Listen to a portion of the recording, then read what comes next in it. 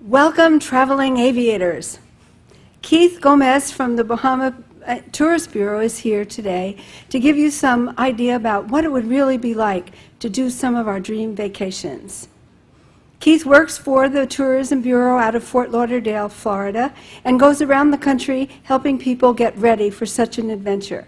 So today, here's our program with Keith Gomez on how to fly the Bahamas. Keith. Hey. How you doing?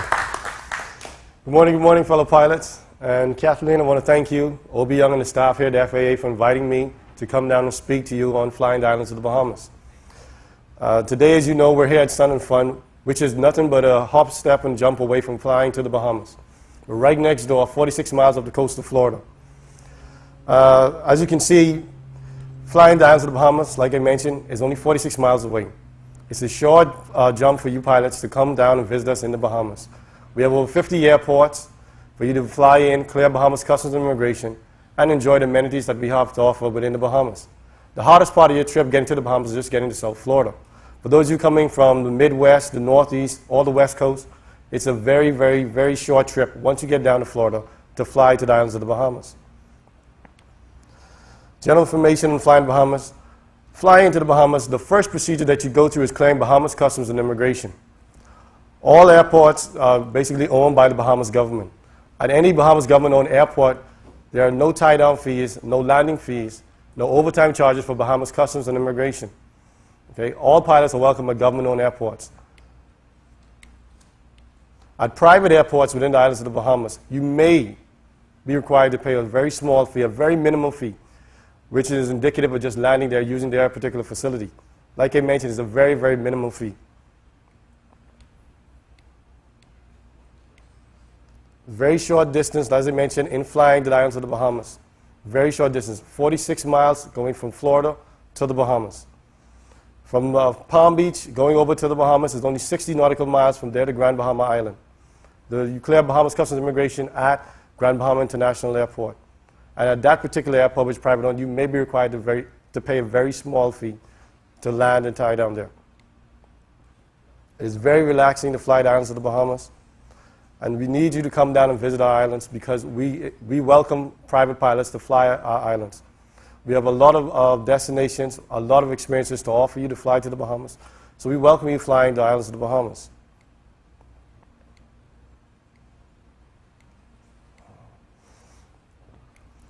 Again, as I mentioned, we have a lot of good facilities to clear Bahamas Customs and Immigration, a lot of amenities to offer you, and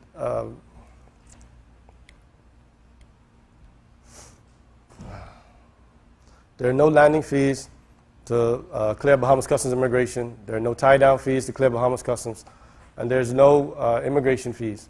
When you fly the islands of the Bahamas, we welcome you to fly and visit various destinations. The Bahamas government is investing in infrastructure in the Bahamas to accommodate you fellow pilots to fly down and visit our facilities. We're taking the time to invest, to secure the facilities, to make sure that when you fly down to clear Customs and Immigration, that your planes are safe and the destination is secure and safe for you to visit.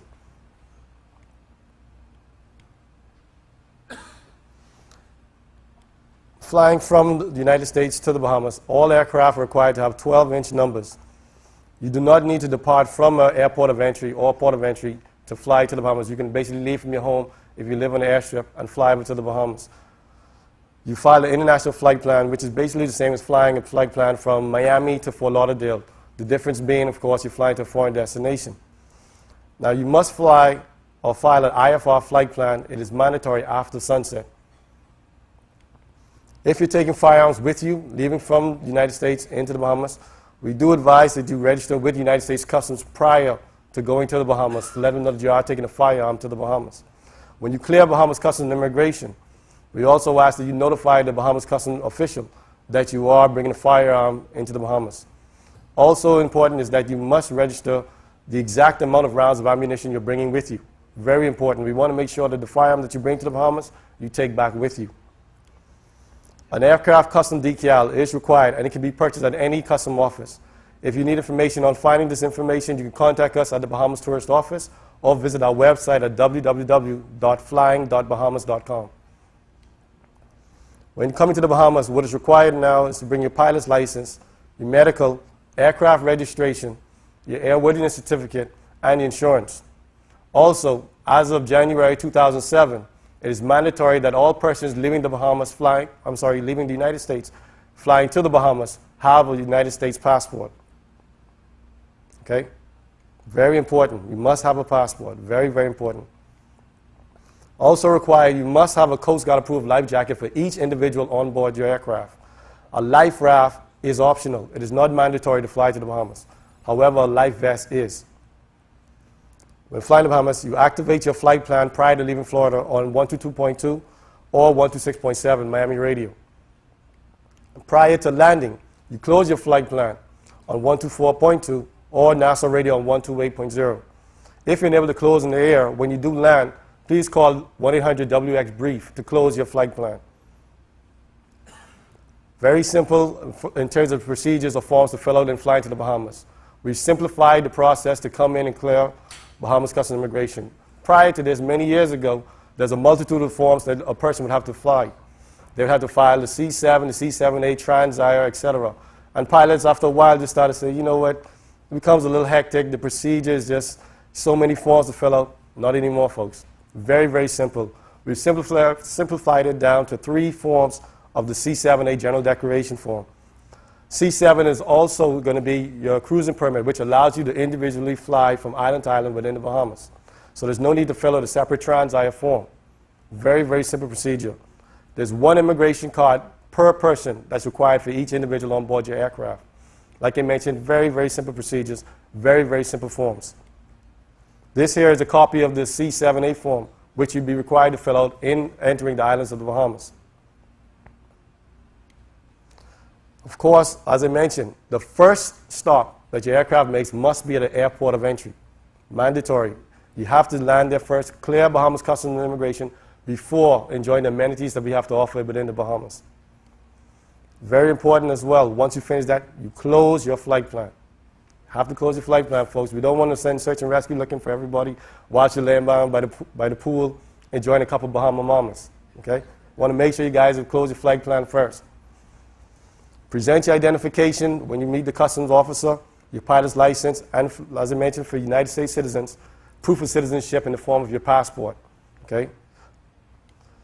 Also, again, 3 simple forms for General Declaration, the C7A, and 1 immigration card per person. That's all you need.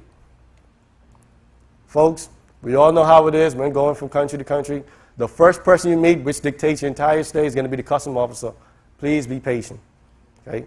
Sometimes the guy's being out partying all night with his friends, and you guys fly down to the Bahamas, you're like, you know, hey, I want to get on that beach right away. Just take your time. Relax. It's the Bahamas. No rush, no worries. Okay? Controlled airports. Within the Bahamas, there are only 2 airports that have towers, which we call our controlled airspace. Those airports are going to be Nassau International and Grand Bahama International Airport.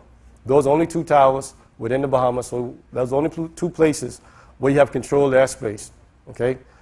Flying to the Bahamas, of course, you contact approach control, you contact the tower roughly about 20, 25 miles out. Let them know you're inbound, and let them give you your landing instructions. Uncontrolled airports cover the other 50-plus airports within the Bahamas. Announce your aircraft over Unicom, 122.8. Let them know your inbound, your location, your intentions in flying to that particular island, that particular destination. Let them know what you plan on doing. And in the Bahamas, very important, our traffic is left hand. Okay? When you fly over the airport about 1,000 feet, and you enter the left traffic pattern altitude. Okay? You fly in, notify everybody. Very important, communicate, communicate, communicate. Very important, you must communicate throughout your entire procedure flying to an uncontrolled airport.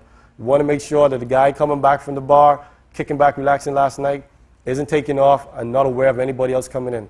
Be considerate to your fellow pilots. Communicate, communicate, communicate. A question that tends to come up often is concerning experimental aircraft. We've standardized the procedure for experimentals flying to the Bahamas. It's basically the same procedure as a pilot flying from the United States to Canada. There's no need to call ahead and give or request advance permission to fly an experimental aircraft to the Bahamas. All you have to do, file an international flight plan just like before, and you can fly in. What's required is, of course, a valid certificate of your aircraft registration, the nationality, registration marks assigned to your aircraft by the FAA. A special airworthiness certificate. That usually comes with the fact that you do have an experimental aircraft. All validation must be in your possession and on board your aircraft. Okay? Pilot's license, of course, is mandatory. You must have that in your possession. Your medical certificate is required.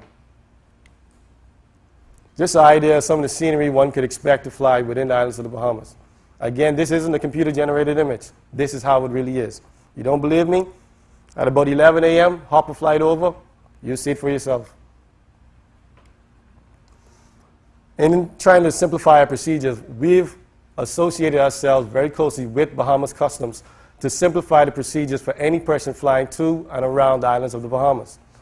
What this tells you is that the Bahamas Ministry of Tourism, in conjunction with Bahamas Customs, is after the private pilot market. We are saying to the private pilot community, we want you to come and visit our country. We want you to enjoy what we have to offer. So we will do whatever it takes to simplify the procedure for you to clear Bahamas Customs, Bahamas Immigration, and enjoy what we have to offer. Okay? We are there for you. We want you to visit us again and again and again. If you visited Abaco, you visited Eleuthera, you visited Bimini, there's still a lot more to see. A lot more to see. As I mentioned, for single-engine private planes under 6,000 pounds, there's no landing fee. Okay? A landing fee may only apply to you at a private airport. That is the airport that is privately owned. All government airports, as I mentioned before, there are no landing fees, no overtime charges for Bahamas Customs and Immigration. Okay? There are no tie-down fees at any government-owned airport. Very important for you to know. When it comes to fees, there's only two letters you need to know when it comes to fees in the Bahamas. N-O, no fees.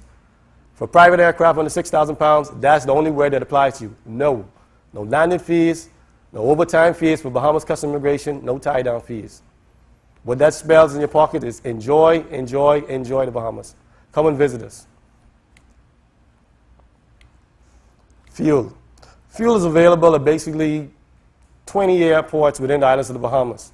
Wherever you are within the Bahamas, however, you are no more than 20 minutes flying time from fuel. So you can roughly get fuel at just about every major island within the Bahamas. However, let's just say you decide to land at one key, where it's just you, a coconut tree, and the beach. You're only 20 minutes away from fuel, no matter where you are within the Bahamas. As far as pricing of fuel, it's roughly on par with most FBOs based in South Florida. It may be an increase of roughly 20 to 40 cents. You know, at the most, at some remote areas within the Bahamas, it may be $1 more. Night flying, very important for a lot of people because, of course, getting down, let's just say from the northeastern United States, from Canada, or from, let's just say, the West Coast or the Midwest, the time frame it takes for you to get down to South Florida, you may get here early afternoon, late afternoon, and say, you know what, since I'm only 46 miles away from the Bahamas, let me just continue on. However, the time you arrive in the Bahamas may dictate that you do have to actually stay at another destination other than your original choice. For example, if you're flying to, let's just say, Great Harbor Key in the Berry Islands, and your arrival time may only get there at, say, 7 p.m., you won't be able to do that. You may have to land at Grand Bahama International Airport or Nassau International Airport, as these are the only places that have lighted runways that accept night flying. Very important as well, make sure you fly IFR and file prior to going over to the Bahamas if you plan on arriving, or your arrival time would get there after sunset. Very important. As far as night flying available in the out islands, right now the Bahamas government, in working with Bahamas Civil Aviation, have found out that what we've done is have lighted airports at a few out island destinations, particularly in the Abacos. Marsh Harbor has lighted runways, and I believe Stella Maris in Long Island has a lighted runway as well as Exuma International. Okay? So we are working to get more and more out island destinations with night flying capacity. Okay? Maintenance and repair, a very important concern for anyone going down to the Bahamas. You want to ensure that when you fly down to the Bahamas, if anything does happen to your aircraft, you're able to get it repaired and continue enjoying your visit. What's very important for you to know is that at the FBO's base in the Bahamas, Cherokee Air in Abaco, Millionaire in Nassau, as well as the flight service office in Grand Bahama International, maintenance is available and pilots will fly down or get parts to you from those facilities. Also important to note is that Banyan Air Service, based right in Fort Lauderdale Executive, is willing to fly pilots and mechanics down to your island destination, wherever you are within the Bahamas, to help facilitate your aircraft repair. So wherever you are within the Bahamas, you're not more than a phone call away from getting maintenance and repair for your aircraft, no matter where you are. A simple call to FBO base in Nassau, Grand Bahama, or the Abacos will ensure that you have a mechanic flying to your plane. Also, Banyan Air Service is available for your service as well. Average runway length is an important concern for everybody. Within the Bahamas, it's roughly about 5,000 feet. You do have one or two facilities where your airport runway is going to be about 2,000 feet, maybe 1,500 feet or 3,000 feet. But for the most part, you're going to look at an aircraft runway length, airport runway length, of about 5,000 feet. Weather information, very important for all pilots and boaters. 1-800-WX-BRIEF is the telephone number that you can contact within the United States and the Bahamas to get accurate weather information. Okay, very important for you to know that. Also important to note is that at most airports within the islands of the Bahamas, what we have done in working with Bahamas Civil Aviation is ensure that we have what's called a blue phone at all airport facilities.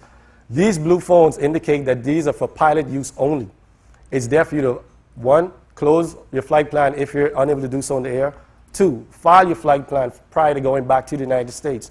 3, get accurate weather information.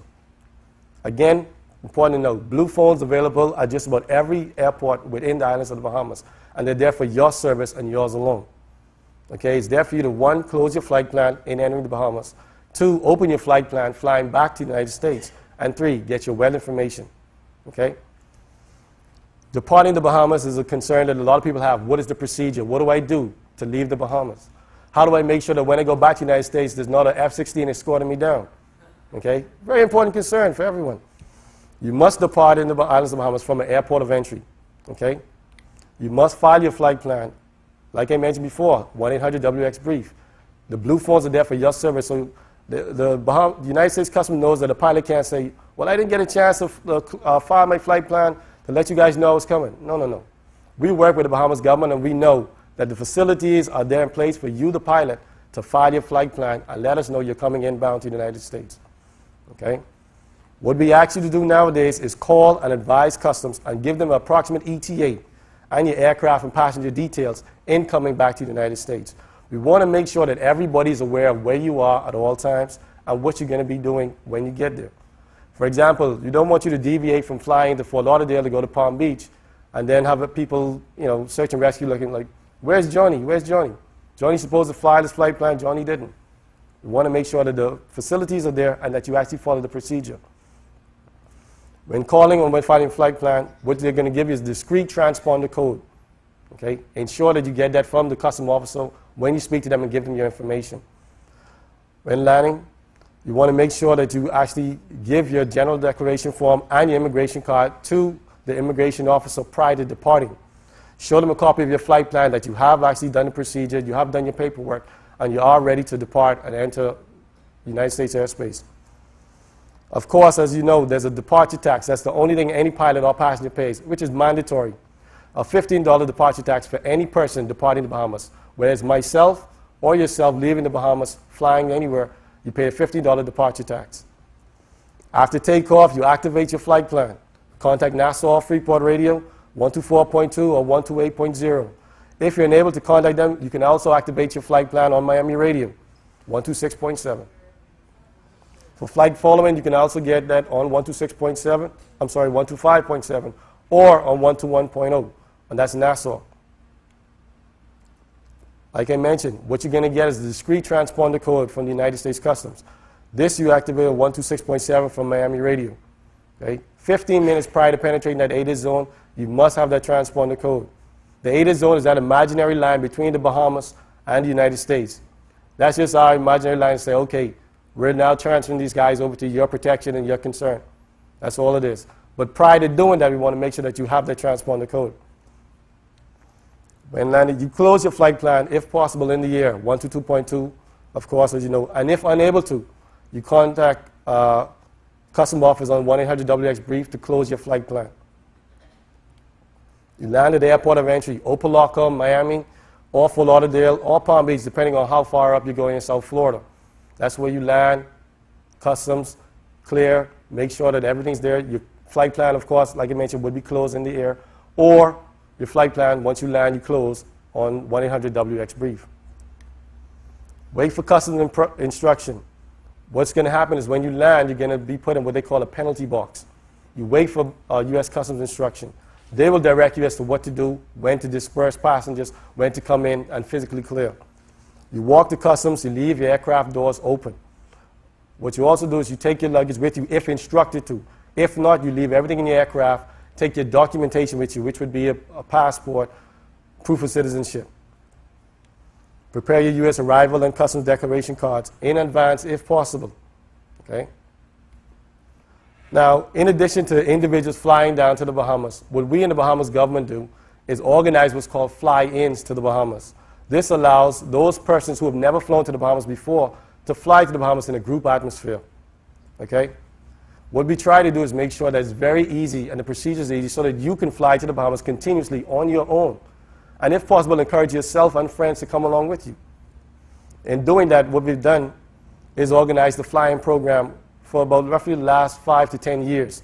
The flying program is nothing more than a coordinated event for pilots to get together, share the camaraderie and experience of flying from one destination to another destination with a group of friends. It's a great way, for one, to introduce you and your family to what we have to offer. Another way to meet new friends and new pilots from various destinations, and to come and explore more of what we have to offer. Our flying program usually runs for roughly 3 to 4 days on single destinations and anywhere from 2 weeks to a week on multi-destination fly-ins, which means we spend maybe 3 days at one island, 3 days at another key, and 3 days at another destination prior to coming over. What it does is give you the experience of island hopping. It gives you the experience of talking on NASA radio and the experience of actually flying from island to island on your own. It's ideal, like I said, for flying clubs, association, and ideal for the first-time flyer. For the newly licensed pilot, it's excellent. It's a good way to get his feet wet and fly to the Bahamas. The format in the Bahamas flying program is, of course, the lead pilot. Myself or Mr. Greg Rule, the predecessor of the program, would give you the pilot briefing on what to do and procedures of coming down to the islands of the Bahamas. Walk you through the paperwork, and again, let you know where we're going to depart from, what islands we're going to visit, the amenities on each island that we have to offer. Itinerary, of course, is going to be sent to you on the experience on flying to the islands of the Bahamas.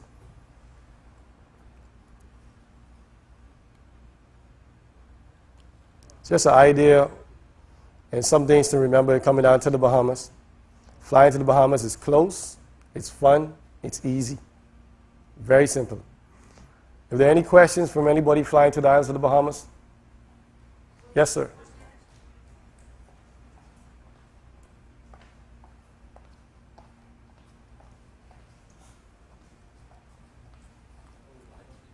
I can be loud. On the N numbers, I have an antique aircraft that has small N numbers here, and due to a number of factors, I don't want to put vinyl numbers over that. Can I put the numbers on the wings?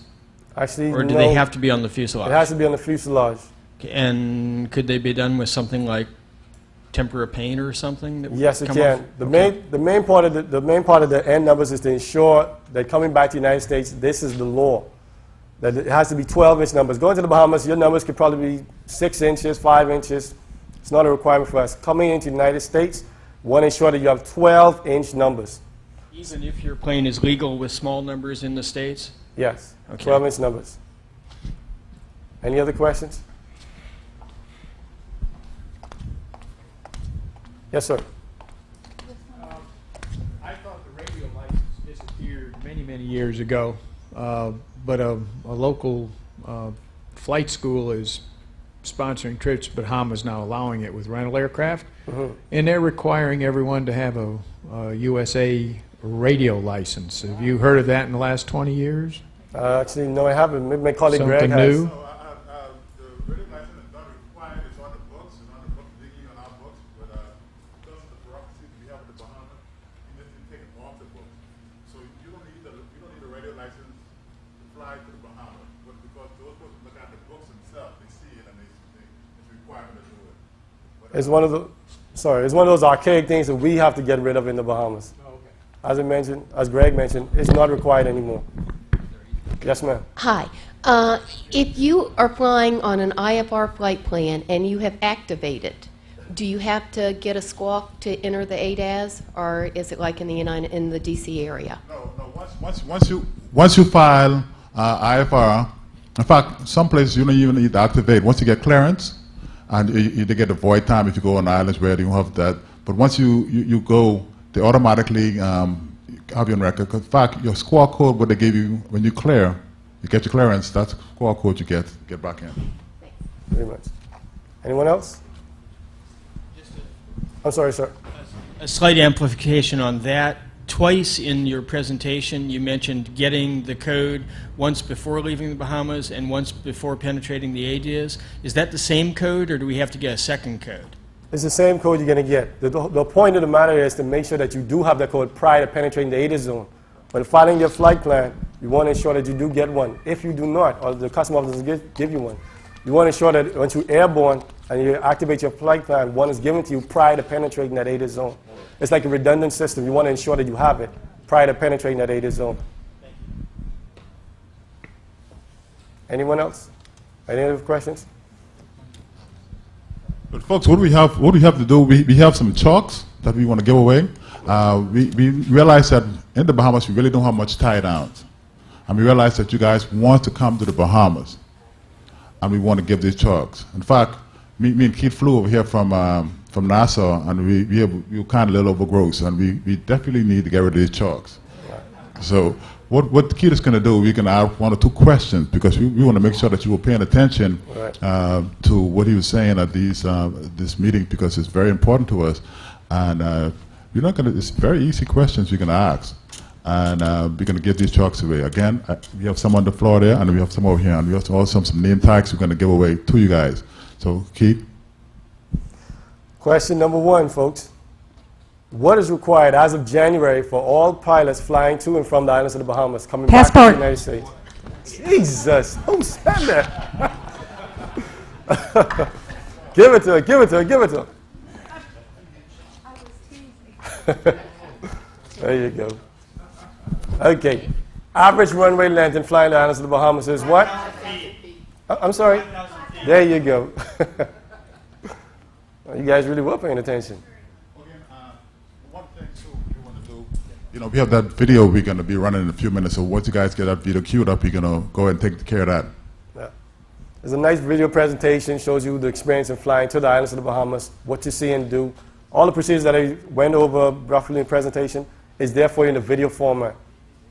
Okay? Yes, sir. You had a question?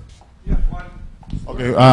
What it's going to do, right? Excuse me for this. We have a DVD that we're gonna give in a few minutes, and Keith is going to give us some more prices while we get this DVD up and running for you.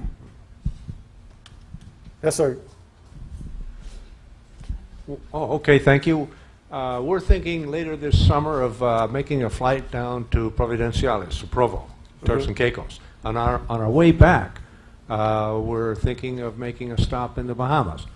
Is there anything special we need worry about coming basically from the south to the Bahamas as opposed to coming from the No, U.S.? sir. No, sir. It'll be the same procedure to clear Bahamas Customs and Immigration. You land at the airport of entry with the same paperwork as I mentioned before, passport, proof of citizenship, and your pilot information. You land at the airport of entry, you clear Bahamas Customs and Immigration, fill out the C7 forms and Bahamas Immigration card, and that's it. It's the same procedure as flying from the United States to the Bahamas as flying from Turks and Caicos to the Bahamas. Last question. Some years ago, I remember when we did some island hopping, we had to have a transire every time we went. Did I understand you correctly that that's no longer a requirement? That is correct. It's no longer, the C7 is going to be your transire. That's going to be the form given to you to continue island hopping within the islands of Bahamas. So there's no separate form that you have to fill out. When you first clear Bahamas Customs Immigration, you fill out 3 copies of that form. 1 copy is going to be retained by Bahamas Customs, and 1 copy is going to be retained by yourself. Okay? That you keep on board the aircraft at all times. So when you land at another airport, and a customs officer may ask you, is this the first port of entry that you're stopping to? Do you have any proof that you cleared before? You show him a copy of that. And that he's going to sign off on, and that's your transire. There's no separate form that you would have to fill out to fly down to the Bahamas. Like I mentioned, folks, we try to make the process as easy and simple as possible. For years, like I mentioned, we've listened to your concerns. We listened to the fellow pilots say, you know what, I love flying down to the Bahamas. However, the paperwork process gets to be a burden. So we take that into account. We sat down with Bahamas Customs and said, what can we do to simplify this process? And we came up with the idea that, hey, you know what, let's cut back on the paperwork. Let's alleviate that concern from our pilots and let them get down to the business of why they're here, enjoying what we have to offer. Right? Any other concerns? Yes, sir. I have been asked for a landing fee at some airports. It's a nominal fee, but you don't necessarily want to start arguing with the customs officer about what he's charging you. How would you recommend handling that? My first question to you is going to be, how recently was this? A month ago you were asked that. Do you know which airport you were at? Governor's Harbor? At Governor's Harbor. Governor's Harbor is government. You should not have been asked for a landing fee. Well, that's why I'm asking. Well, here's what I would do. First thing I would do is I would tell the customs officer, sir, I spoke with Keith Gomez from the Bahamas Tourist Office, and I am aware of the fact that what is available to all pilots is what we call the Private Pilot Bill of Rights. The Private Pilot Bill of Rights is stated at every single airport, at every port of entry within the islands of the Bahamas. What this does is this allows every single pilot to walk in prior to clearing customs and see what he is entitled to as a visitor to our country. The Private Pilot Bill of Rights states that no private pilot flying down for leisure under 6,000 pounds pays a tie-down fee. He does not pay a landing fee. He does not pay an overtime charge for Bahamas Customs or Immigration. It's stated right there. As a matter of fact, we have it posted behind Bahamas Customs to make sure that when the pilot comes in and he says this, the customs officer, if he or she is not aware at that moment, has the information right there. So in all fairness and honesty, you should not have been charged a fee. And the customs officer should have been aware of that. As a matter of fact, it should have been visible to yourself and that customs officer. So what I would get from you prior to this presentation is your information, and I will personally follow up with Governor's Harbor Airport to ensure that that does not happen again. If you go, and as I mentioned, if you visit any other island within the Bahamas on any future trip, ensure this to yourself and your fellow pilots, that you as a private pilot has a Bill of Rights stated at every single port of entry within the Bahamas. Okay? I'm sorry, sir? Okay, we have the video up. You go ahead and cue the video. 125 miles east of South Florida's Gold Coast is a little gem of an island called Chub Key. With a 5,000-foot groomed runway suitable for jets, Chub Key has been the private getaway for many of America's affluent sportsmen and women. Located within a half-mile of the tongue of the ocean, it offers spectacular offshore fishing. The island is quite special, the staff is friendly, and the club members and their guests enjoy an easy pace that fits right in with the laid-back, unpretentious charm of the tropics. We welcome other like-minded people to join us in this rare and beautiful setting.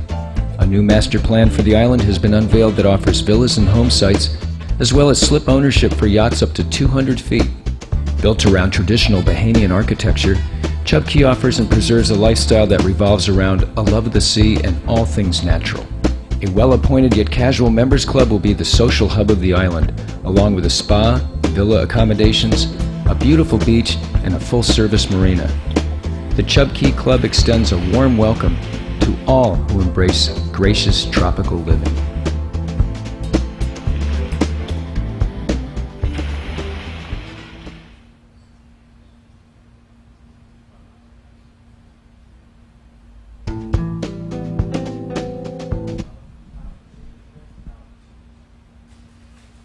Hello, my name is here to represent the Department of Civil Aviation of the Bahamas, and I'm here to let you good folks know how simple and easy it is to fly into the Bahamas. As you know, we have over 700 islands. We have 60 airports. Out of those 60 airports, 28 are port of entries. There's a requirement because you're flying over water to make sure that you have life vests or life raft, and it's not mandatory to have both. In the Bahamas, we have radar services, so you'll always be under radar watch once you left Florida until you leave the Bahamas.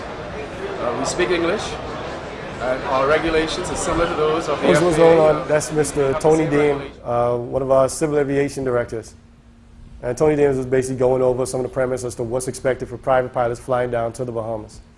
So in a minute, the video is going to come back up with the pilot procedures. How about giving another charge?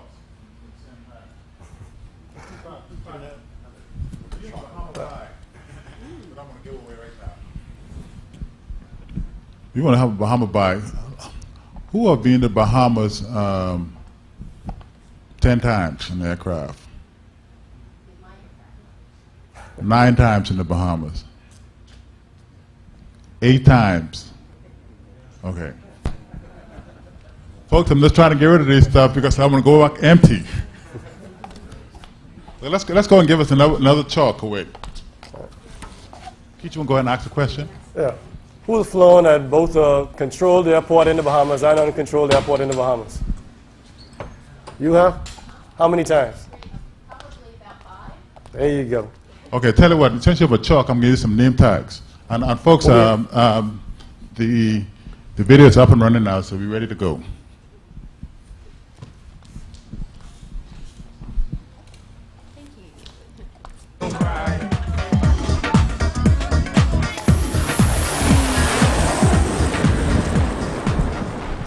Hello, I'm John Obradovich, and my wife and I published the Bahamas and Caribbean Pilot's Guide. Well, first, let's just say that when you fly to the Bahamas, the hardest flying you'll do is when you go from wherever you live to Florida. That's a lot more difficult in terms of restricted airspace and terrain and weather. When you get to the Bahamas, there is no terrain. The highest point is 200 feet above sea level, and the weather is almost always ideal. It's 44 miles from the shoreline to the first island, which is Bimini. And from Bimini on, there's virtually an island in sight all the time. There's large land masses as well as there's small islands, but you always seem to have land in sight and an island in sight. Visiting the islands of the Bahamas. You must file a U.S. international flight plan before departing the U.S., and your first point of arrival in the Bahamas must be at an airport of entry. Each person aboard the aircraft must have proof of citizenship, a passport, or birth certificate. Keep your aircraft registration available and check that your aircraft insurance policy extends to the Bahamas. Most do. All airplanes must have a Mode C transponder, 12-inch registration numbers on the plane, and 1 U.S. Coast Guard approved life jacket for each person. Life rafts are suggested, but not required. Vests and optional life raft equipment can be inexpensively rented at most FBOs in South Florida. At typical cruise altitudes, radio reception is fine, speaking with a choice of Miami or Nassau radio. Nassau approach, Mooney 88 Echo Foxtrot. 88 Echo Fox, go ahead. Yeah, I'm going to cancel flight following at this time, airport's in sight. Hi, I'm Craig Payton, producer of this DVD. Flying out here is easy, and the radios work fine. Both Bahamas Approach and Nassau Center have remotes throughout the islands. Customs is a no-brainer. You land, you fill out a C7A form. Once you get stamped, then you're free to island hop until you leave the country. Offshore weather is usually good VFR. Because of the Gulf Stream's moderating influence, the weather generally remains in the 70s and 80s year-round.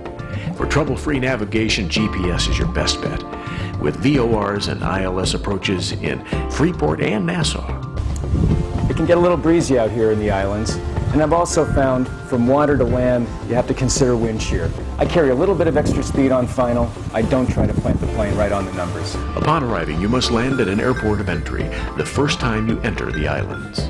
Normal hours for customs are 9 a.m. to 5:30 p.m. Clearing customs is no problem. All you do is fill out the Bahamian immigration card, 1 per person, and 4 copies of the C7A form.